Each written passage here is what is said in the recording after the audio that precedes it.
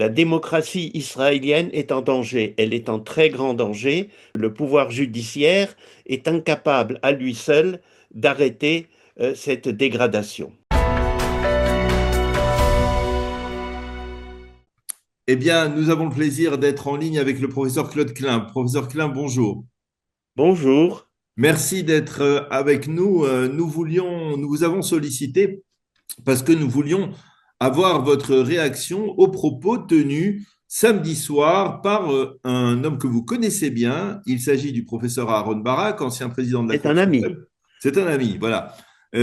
Ancien président de la Cour suprême qui a, dans une vidéo qui est devenue entre autres virale sur les réseaux sociaux, eh bien, a très encouragé, on va dire, les manifestants qui protestaient à l'occasion du troisième anniversaire de l'annonce de la réforme judiciaire par le ministre de la Justice, Yariv Levin. Mais il a fait des déclarations qui ont, on va dire, surpris pour certains.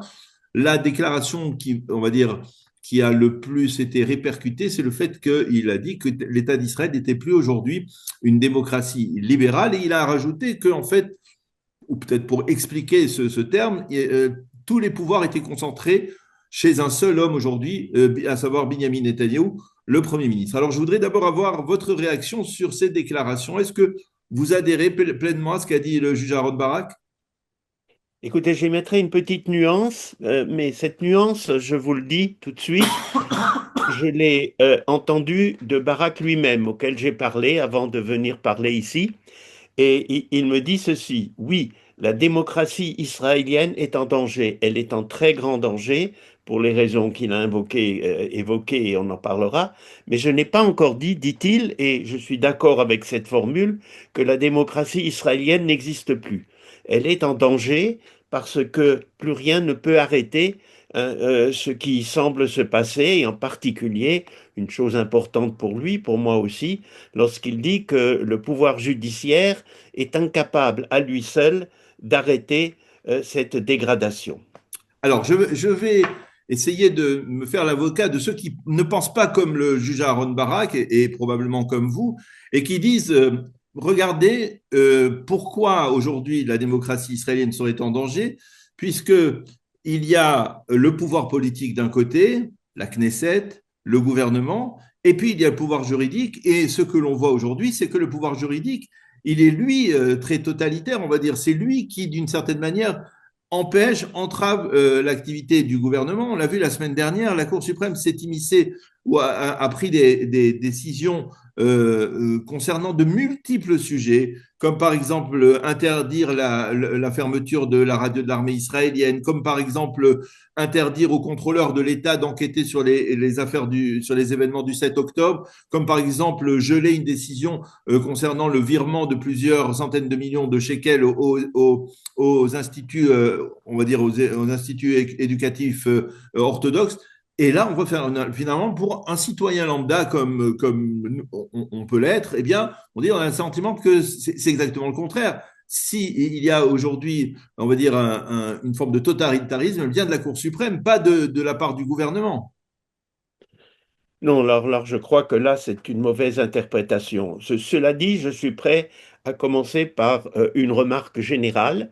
Nous avons, depuis le milieu des années 80, une Cour suprême activiste. Une Oui. Cour suprême activiste, c'est-à-dire une Cour suprême qui a tendance à intervenir alors que autrefois, elle n'intervenait pas.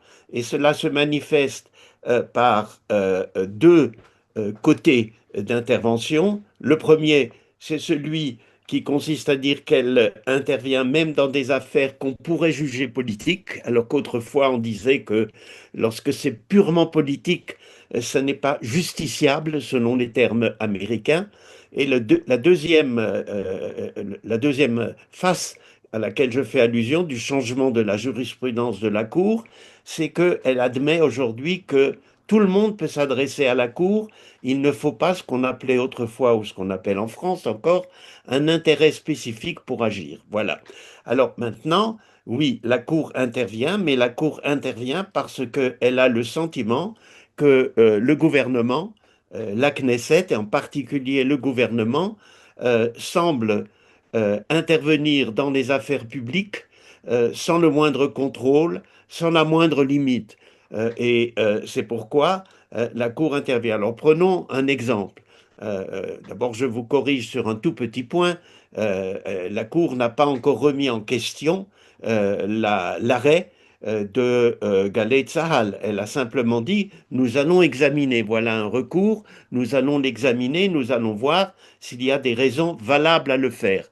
Alors que les autres, l'autre côté, on aurait attendu qu'on vous jette, ça ne vous regarde pas. Bien Oui, mais non, ce n'est pas vrai. par exemple, le professeur Klein, elle s'est également mêlée de la nomination du général David Zini au poste de chef du Shin Bet, alors que d'après les commentaires de la loi pure, eh bien, le gouvernement était habilité à limoger, à limoger Ronen Bar et à nommer David Zini.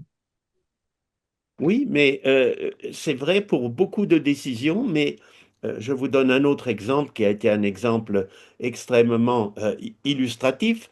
Lorsque ce gouvernement qui est en place à l'heure actuelle, donc en janvier 2023, a voulu nommer Monsieur Derry comme ministre. Et il y a eu quelqu'un qui s'est adressé à la Cour suprême en disant, voilà, ça n'est pas possible de nommer ce Monsieur Derry. Le gouvernement a le droit de nommer un membre du gouvernement, il suffit qu'il soit majeur français et israélien, pardon, et vacciné, si je puis dire.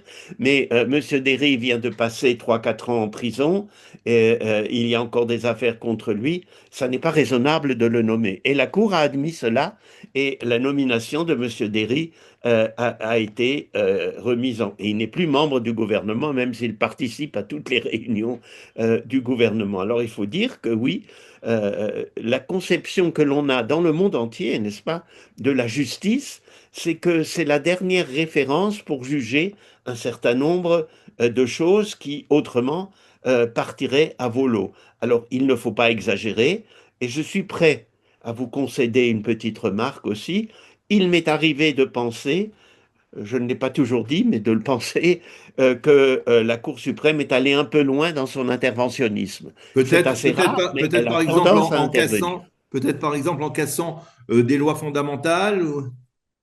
Alors là, pour les lois fondamentales, il y a deux choses pour lesquelles elle a fait une véritable révolution. J'en suis d'autant plus fier que c'est moi qui suis à l'origine de cette révolution. La Cour le dit dans son arrêt de novembre 1995. Notre pays n'a pas de constitution. Il n'est pas arrivé, la Knesset, la première assemblée qui s'appelait Assemblée constituante, qui a changé de nom au bout de 3 mois en s'appelant Première Knesset. Eh bien, elle a décidé de ne pas adopter tout de suite une constitution, mais de le remettre à plus tard en disant ceci dans la résolution. La commission de la Knesset sur les lois adoptera des lois fondamentales, les unes après les autres, qui seront réunies plus tard pour former la Constitution. Voilà. Et alors, on a commencé à faire ces lois fondamentales à partir de 1958. Il y en a eu 7 ou 8. Et à ce moment, on s'est posé la question, est-ce que ces lois fondamentales sont supérieures aux lois ordinaires? Et finalement, donc en novembre 1995, la Cour a dit oui, elles sont supérieures, on peut annuler une loi. Alors après, elle est allée encore plus loin, 2, 3 ans après, non, 20 ans après, pardon. Elle est C'est allée, par hasard, le 95, c'est par hasard lorsque le président de la Cour suprême était Aaron Barak, c'est cela, hein, plus ou moins. C'est Aaron Barak qui était président de la Cour suprême, oui. Ouais, Il était président depuis 3 mois voilà. lorsque ça a été. Oui, absolument, absolument. Et alors plus tard, après bien qu'il ait quitté déjà la Cour suprême, puisqu'on quitte la Cour suprême à l'âge de 70 ans, lesquels il les a eus en septembre 2006, eh bien la Cour suprême a décidé conformément à je dirais, une jurisprudence mondiale à l'heure actuelle ou qui se développe, qu'on peut même annuler une cour constitutionnelle, si elle est une cour constitutionnelle, annuler des lois constitutionnelles qui modifient la Constitution. Chez nous, c'est-à-dire des lois fondamentales qui modifient une loi fondamentale. Ça va vraiment très très loin et Israël l'a fait.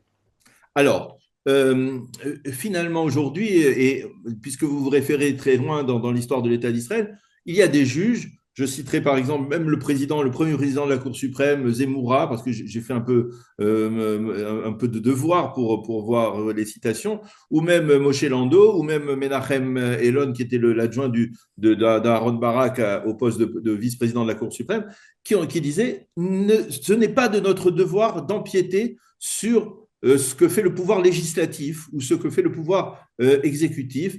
Il faut respecter, on va dire ce que disait Montesquieu, la séparation des pouvoirs.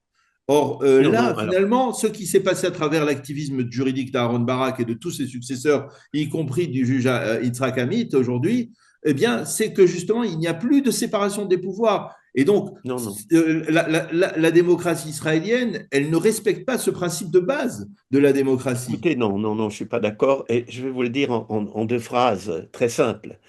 On peut résumer tout ce que fait le droit ou doit faire le droit, c'est de faire en sorte qu'une norme supérieure, ou plutôt qu'une norme inférieure, ne soit jamais contraire à une norme supérieure. Alors ça peut être un arrêté municipal qui doit pas être contraire à un arrêté d'un préfet en France, par exemple.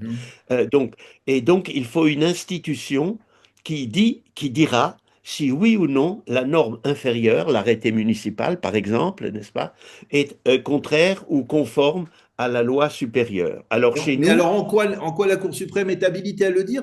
À partir du moment où il s'agit de sujets qui sont purement politiques. non, non, elles sont pas, ça n'est pas forcément politique.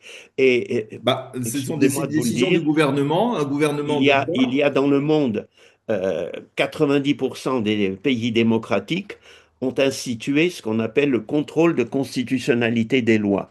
Et il y Mhm. a deux moyens de l'instituer. Il y a le moyen, je dirais, français et il y a le moyen anglo-américain, hein, américain surtout. Le moyen français, c'est de créer une cour constitutionnelle, hein, Oui. n'est-ce pas? La cour, voilà, et ça existe maintenant en Mais Espagne, en cette Cour Allemagne, constitutionnelle, etc. on le sait, elle est composée d'hommes politiques à la retraite, on va Non, pas dire. du tout. Ah, En France, le ce sont des président juristes. Non, non. Et Laurent Fabius, on sait très bien qui est Laurent Oui, oui, Fabius. mais normalement, il y a toujours trois, quatre, il y a 9 membres, plus les membres, les anciens présidents de la République, qui sont membres à vie, et il y a toujours des professeurs de droit, etc. Et donc, par contre, il y a ce qu'on appelle le système anglo-saxon. Nous sommes, nous, dans le système anglo-saxon, parce que c'est l'Angleterre qui était ici, et dans ce pays, dans ces pays, comme surtout les États-Unis, le Canada, etc., la Cour dit, voilà ceci. Il y a une constitution, on suppose que la loi fondamentale est une constitution, il y a une loi, elle est supérieure, la loi fondamentale, il est normal, il est naturel, il est de notre devoir, dit la Cour, de contrôler, d'assurer la supériorité de la loi qui est au-dessus des lois ordinaires. Et c'est ça, c'est ceci qui s'est passé et qui a constitué ce qu'on appelle la révolution constitutionnelle de 1995, qui, par accident, je dirais, et c'est un accident assez bizarre parce qu'elle est arrivée la semaine où Rabin a été assassiné. Mhm. Alors du coup, on a parlé de la mort de Rabin, tout le monde parlait, vous aussi je suppose, mais on ne parlait plus de la décision de la Cour suprême, de cette décision qui n'a pas vraiment eu à l'époque, donc il y a 30 ans de cela, n'a pas eu beaucoup d'écho.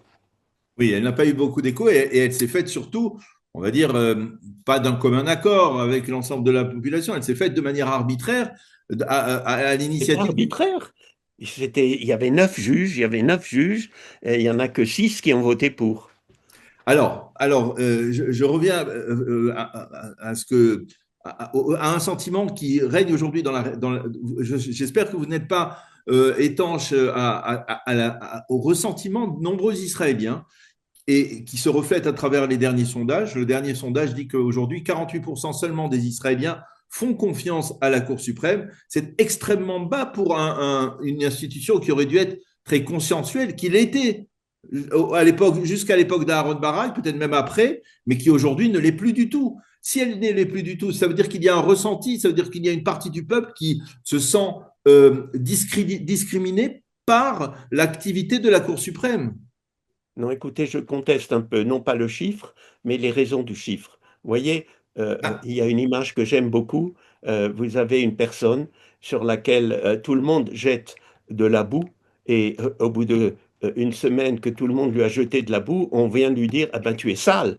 Alors voilà, on a jeté de la boue sur la Cour suprême depuis un certain nombre d'années. Alors maintenant, évidemment, dans le public, effectivement, la confiance a un peu diminué, mais Mais elle est finalement, encore. peut-être que la Cour ne récolte que ce qu'elle a semé, qu'à partir du moment où elle s'implique dans des dossiers qui sont à caractère politique, elle prend une part. Elle ne juge, le public peut interpréter cela comme un positionnement politique, pas comme un positionnement juridique. Et Oui, c'est bon, aussi simple écoutez, que ça. ça se discute, mais je dirais que dans tout système juridique, surtout libéral, il faut une institution qui puisse départager, interpréter, ça s'appelle d'ailleurs en réalité l'interprétation de la loi, n'est-ce pas? Et oui, mais L'interprétation de la loi est une fonction l'interprétation de la judiciaire. loi, professeur Klein, vous n'êtes pas sans savoir que l'interprétation de la loi, par exemple, dans les 15 juges, auprès des 15 juges de la Cour suprême, elle est différente chez un juge conservateur ou chez un juge libéral, ultra-libéral. Et que de facto aujourd'hui, ce que l'on Absolument. reproche C'est la à, raison pour laquelle à un moment, on avait parlé, ça va être amusant à entendre, n'est-ce pas? On avait parlé de créer sur un système d'ordinateur, n'est-ce pas? Vous mettez la loi supérieure, vous mettez la loi inférieure, elle vous dira si oui ou non il y a contradiction entre les deux. Non, c'est pas possible parce qu'il s'agit non pas d'une intelligence artificielle, si j'ose dire, oui. mais il s'agit d'une intelligence humaine qui doit dire si oui ou non telle chose. Alors, je vous donne un exemple très, très simple, n'est-ce pas, de recours pour excès de pouvoir en France. Il y avait une loi qui disait qu'on ne peut pas construire là où il y a une perspective monumentale. Oui. Alors, très bien, il y a eu une autorisation qui a été délivrée, place Beauvau à Paris, là où est le ministère de l'Intérieur. Et quelqu'un est allé à la cour en disant, attention, là, c'est une perspective monumentale, vous ne pouvez pas construire. Donc la Cour devait dire, le Conseil d'État en France, c'était même pas la Cour constitutionnelle, devait dire si oui ou non la place Beauvau est une perspective monumentale. Vous voyez, c'est une question qui se pose partout. Les choses ne peuvent pas se traiter par des machines. Et, dans le même ordre d'idée, le fait que, par exemple, aujourd'hui, on ait décidé, par exemple, vous nous disiez que la Cour suprême, les fondements, on va dire, du droit israélien sont dans le droit britannique. On pourrait légitimement se demander pourquoi les fondements du droit israélien ne sont pas aussi dans le droit hébraïque. Et pourtant, Aaron Barak, qui reconnaît lui-même ne pas avoir pratiqué la Gemara, bien avait dit de manière assez fière, tout de suite, quelques mois après avoir été désigné président de la Cour suprême, qu'il avait neutralisé, on va dire, tout l'apport de son adjoint, le juge Menachem Elon, en termes de droit hébraïque. Et aujourd'hui, les juges activistes, on va dire libéraux, eh bien, ne s'embarrassent pas du juge on va dire du droit hébraïque. Ils sont surtout dans le droit occidental, le droit américain ou britannique. Ça me paraît normal. Je regrette. Pourquoi? Ça me paraît tout à fait normal. Le droit hébraïque est quelque chose de très beau, de très intéressant, mais ce n'est pas un droit qui peut être appliqué au 21e siècle et en tout cas à des personnes qui n'y croient pas et n'en veulent pas. Et c'est quand même, je le dis, je permets de le dire, la majorité du peuple. Alors, une dernière question, parce qu'on pourrait discuter ensemble longtemps. Finalement, vous n'avez pas l'impression, d'une certaine manière, que la Cour suprême, elle s'est accaparée un mandat alors que ces juges n'ont jamais été élus et qu'elle prive le pouvoir exécutif et le pouvoir législatif qui a été élu du même mandat de pouvoir gouverner et qu'il y a là un déséquilibre entre ceux qui ont été élus par le peuple, c'est-à-dire selon le principe de base de la démocratie, et ceux qui n'ont pas été élus par le peuple et qui s'accaparent un pouvoir qui est peut-être au-delà on va dire, de l'entendement et au-delà de ce qui devrait être. Il y a très peu de pays au monde où les juges sont élus. Il y en a un peu aux États-Unis, mais pas à la Cour suprême. Il y en a un peu en Allemagne, mais c'est assez rare. Et heureusement, Mais il y a très parce peu de que pays au monde où la Cour suprême est aussi présente dans des affaires controversées. Oui, en Allemagne, absolument. Et aux États-Unis, alors, elle interdit l'avortement, ensuite elle fait ceci, elle fait cela. Elle a lutté contre l'apartheid aux États-Unis, etc. Non, la Cour suprême américaine a fait beaucoup de choses actuellement. D'ailleurs, il y a une bataille énorme autour de cette Cour à cause de M. Trump, mais lequel a une certaine majorité pour l'instant. Encore une question, c'est-à-dire si la Cour suprême, elle est composée, on l'a dit, d'une quinzaine de juges. Certains sont ultralibéraux et activistes, hein, comme l'était Aaron Barak. D'autres sont plus conservateurs. Le jour où, on va le dire, par la règle, on va dire, par une règle du temps ou de la compétence, du talent, eh bien, il y aura dans la Cour suprême une majorité de juges qui seront des juges conservateurs. Euh, Est-ce que vous, professeur Klein, vous continuerez à la considérer comme le dernier rempart de la démocratie, ou alors vous direz, ah ben non, non, non, la Cour suprême, elle était le dernier rempart de la démocratie lorsqu'il s'agissait lorsqu'il y avait une majorité de juges libéraux, comme on en a peut-être fait allusion le juge Aaron Barak. Mais quand l'ensemble des juges, la majorité, eh bien, sont conservateurs, eh bien non, elle n'a plus la même légitimité. Oui, écoutez, on a le droit de critiquer la Cour, on a le Ah, droit de critiquer un arrêt de la Cour, tout à c'est pas fait, mais antidémocratique de critiquer critiquer la le Cour. système en lui-même, et si le, si- s'il y avait, il arrive souvent que la Cour en Israël rende des arrêts avec lesquels personnellement je suis en désaccord profond, mais je ne remets pas en cause l'existence de la Cour ni son pouvoir. Eh bien, on en restera là. Merci beaucoup, professeur Klein, d'avoir accepté Je de vous en répondre prie. à nos questions, en particulier à la suite donc de ces déclarations du juge Aaron Barak, qui est votre ami, donc que vous connaissez depuis des dizaines d'années. Merci beaucoup d'avoir été avec nous. Je Ah, je rappelle le à nos connais depuis auditeurs qui... 60 ans, Comment? depuis mon arrivée en Israël. Depuis 50 ans, voilà, au moins. Voilà, Voilà. et je rappelle à nos auditeurs qui ne le savent pas que vous avez été le doyen de la faculté de droit de l'Université hébraïque de Jérusalem. Merci, professeur Claude Klein, d'avoir été avec nous ce matin. Je vous en prie. Au revoir.